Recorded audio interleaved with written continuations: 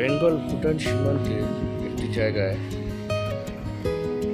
বসে পা দোলানো আমি একটা মনোরম পরিবেশ দেখতে পাচ্ছি। সুন্দর একটা জায়গা।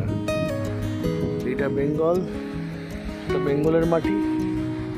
ওই যে পাহাড়গুলো দেখছি, পাথরগুলো, ভুটান।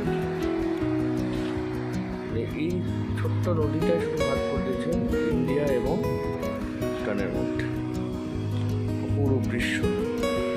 এখানে একটি বেঞ্চ আছে বসার, সেখানে বসে এই মনোরম ভিউ দেখার মজাটাই আলাদা। সাধারণ পরিবেশ।